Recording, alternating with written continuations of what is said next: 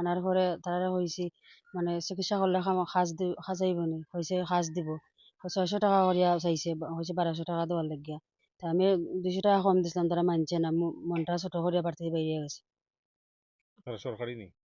সরকারি ইনজেকশন তারপর তারা মারার লাগিয়া হয়েছে ইনজেকশন তারা হয়েছে পারতো না আশেপাশে কেউ থাকলে ইনজেকশন দেওয়াই দিতাম আপনার কয়টা গরু এখন পাইছেন? একটা করে আছে না মারা গেছে? মারা গেছে 15 পরিবার একদিনে আমরার লগে 15 পরিবার আমাদের গরু কতটা মারা গেছে?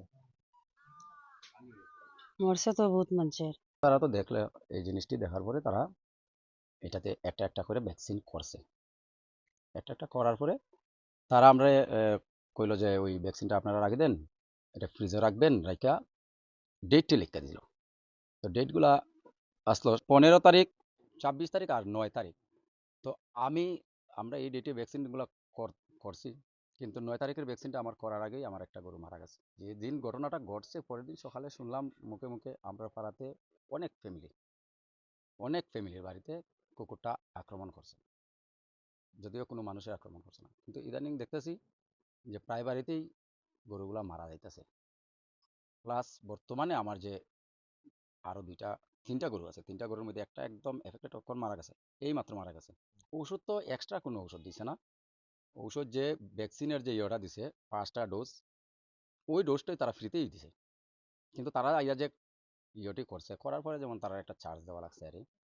তো আমরা ভাবলাম যে আরে প্রত্যেকদিন যদি, এটা তো আমরা জানি না দেখেন, প্রত্যেকদিন যদি 500 করে বা 400 যাই হোক এটা দিতে লাগে, আমরা তো গরিব মানুষ, এটা চার্জ দিতে পারতাম না।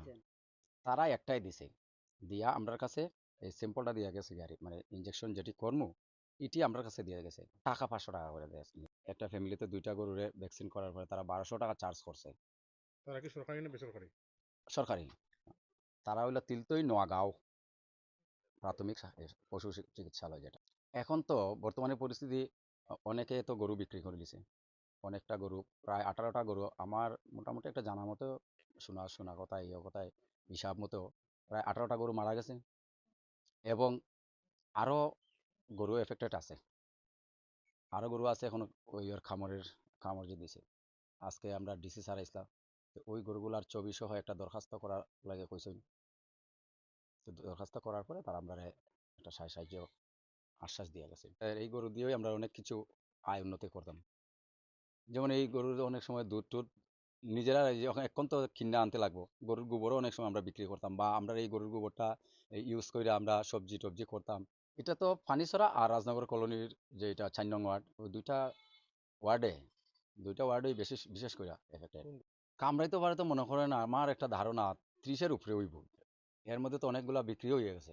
প্রথম দিন যেহেতু আইয়া দিয়া কইছে, তো ভাবলাম তো পয়সা অবশ্যই লাগবে, তো আমরা নিজে নিজে করছি আমরা। মানে ডাক্তারের কাজ আপনারা করছেন? হ্যাঁ স্যার। আপনার কোনো এক্সপিরিয়েন্স আছে এটা? না, এটার তো কোনো এক্সপিরিয়েন্স নাই আমরা। তো আপনি বুঝলেন কিরকম যে আপনার এটা যে ভ্যাকসিনটা যে পুশ করছেন এটা সঠিক হয়েছে? এটা তো কইতে পারি না, তারা আমরা দেখা গেছে যে এই জায়গাতে ভ্যাকসিনটা ইয়ে করবা এইভাবে মানে শরীরে কইরা। আধিকারিককে কইয়া গেছে হ্যাঁ হ্যাঁ আপনারা ভ্যাকসিনেশন করতেন? হ্যাঁ হ্যাঁ।